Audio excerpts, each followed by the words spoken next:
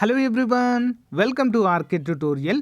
Friends, ఎవరైతే అభ్యర్థులు 10th inter degree వీటితో ఈ అర్హతలతో ప్రభుత్వ ఉద్యోగాల కోసము వెయిట్ చేస్తున్నారో వారందరికీ కూడా చాలా భారీ శుభవార్తగా మనమైతే చెప్పుకోవచ్చండి.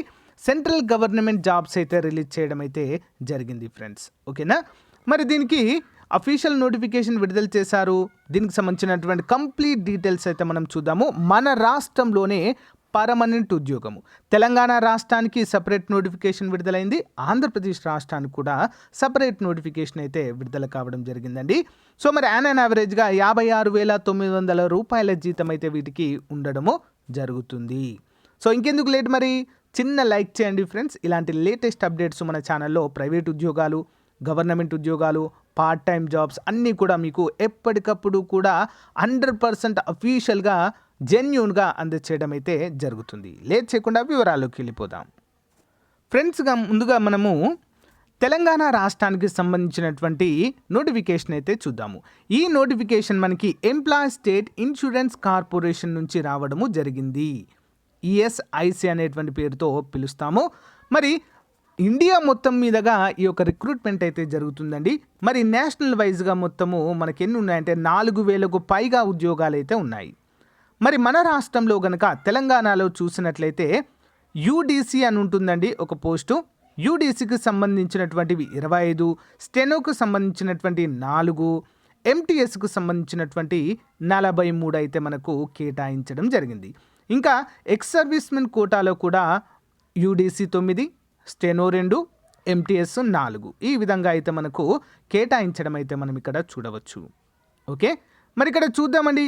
యూడీసీ అంటే sitting, standing, walking, so manipulation by fingers, reading and writing, seeing, communication, functional requirements అయితే ఇవి ఉండాలి మనకి. ఓకేనా, suitable category of bench mark disabilities అంటూ మనకైతే తెలియజేశారు. ఇక్కడ చూడండి, స్టెనోకి కూడా సేమ్ అండి, ఈ అర్హతలు అయితే కంపల్సరీగా ఉండాలి. నెక్స్ట్ పేమెంట్ అయితే ఎంత ఉంటుందంటే యూడీసీ మరియు స్టెనోకి రెండింటికి కూడా 25,500 నుంచి 81,100 రూపాయలు 7th సెంట్రల్ పే కమిషన్ ప్రకారం అయితే ఉంటుంది. మల్టీ టాస్కింగ్ స్టాఫ్ ఎంటీఎస్కి పే స్కేల్ 18,000 నుంచి 56,900 వరకు అయితే శాలరీ ఉంటుంది. మరి యూడీసీకి ఎనీ డిగ్రీ అండి, ఎనీ డిగ్రీ కంపల్సరీగా ఉండాలి. దాంతోపాటు కంప్యూటర్ నాలెడ్జ్ కూడా ఉండాలి. స్టెనోకి కేవలము 12వ తరగతి లేదా ఈక్వలెంట్ డిప్లొమా వారు కూడా అప్లై అయితే చేసుకోవచ్చండి. మరి దీనికి టైపింగ్ టెస్ట్ అయితే ఉంటుంది. 10 minutes 80 words per minute. Okay, duration ఎంత స్కిల్ టెస్ట్కి 10 minutes ఉంటుంది, 80 words per minute. సో అంతేకాకుండా 50 minutes ఇంగ్లీష్ ఉంటుంది, 65 minutes హిందీ అయితే ఉండడం అయితే మనం చూడవచ్చు, ఓన్లీ ఆన్ కంప్యూటర్ పైన. ఎంటీఎస్కి matriculation or equivalent pass from recognised board అంటే 10వ తరగతి అండి, సింపుల్. దీనికి ఇంకా ఏమీ కూడా అడగలేదు. Candidate who have not acquired will not acquire B educational qualification as on the closing date of recipient online application will not be eligible. అంటే ఫైనల్ ఇయర్ వారు ఇప్పుడు ప్రజెంట్ ఫైనల్ ఇయర్ చదువుతున్న వారు నాట్ ఎలిజిబుల్ అని అర్థము. యూడీసీకి మరి స్టెనోకి 18 నుంచి 27 సంవత్సరాల వారు ఎలిజిబుల్, ఎంటీఎస్కి 18 నుంచి 25 సంవత్సరాల వారు ఎలిజిబుల్. మరి ఎస్సీ ఎస్టీ అభ్యర్థులకు 5 సంవత్సరాల వయోపరిమితి, ఓబీసీ వారికి 3 సంవత్సరాల వయోపరిమితి, సో పిహెచ్ అభ్యర్థులకు 10 సంవత్సరాల వయోపరిమితి అయితే ఇవ్వడము జరిగింది. సో మరి ఏ విధంగా అప్లై చేసుకోవాలంటే దీనికి, ఓకేనా, 15 ఫిబ్రవరి 2022 చివరి తేదీ అండి. అప్లికేషన్ చివరి తేదీ ఎప్పుడు? 15 ఫిబ్రవరి. అందరూ కూడా గమనించాలి.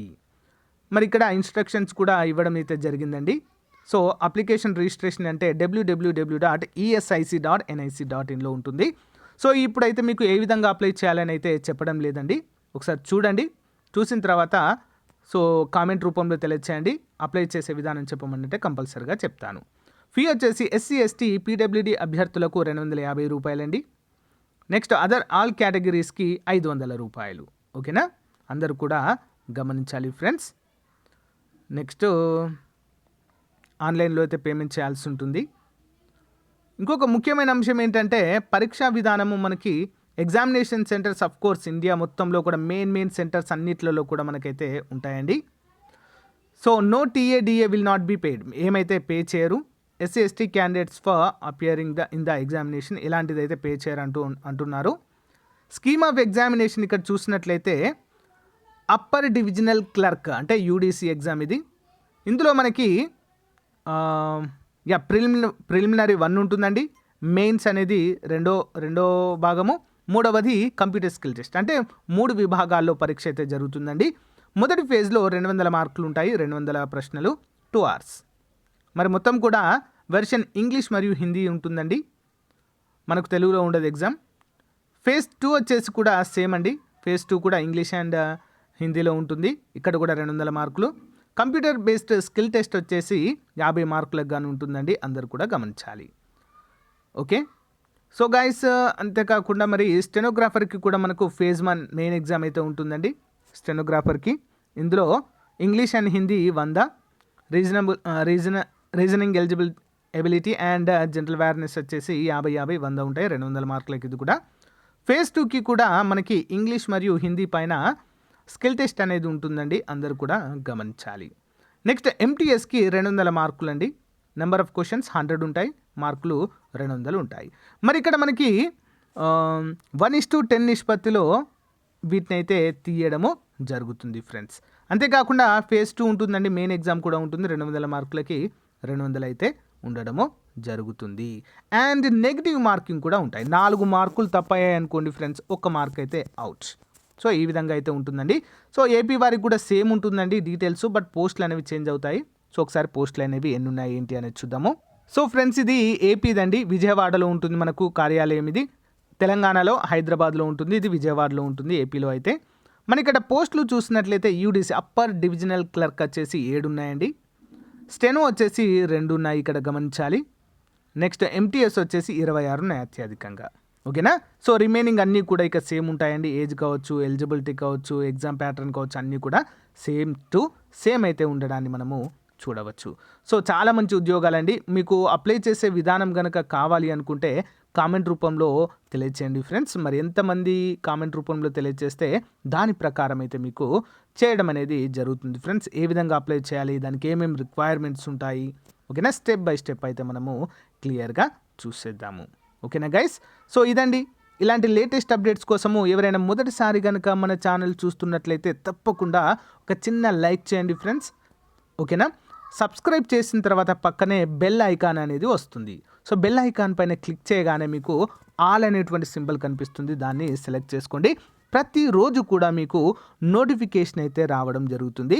నేను వీడియో అప్లోడ్ చేయగానే మీరే మొదటగా చూసి అప్లై అయితే చేయడానికి వీలుగా ఉంటుంది. ఓకేనా అండి. అందరికీ ఆల్ ది బెస్ట్. సో ఇంకా ఏమైనా డౌట్స్ ఉంటే కామెంట్ రూపంలో తెలియచేయండి. బాయ్.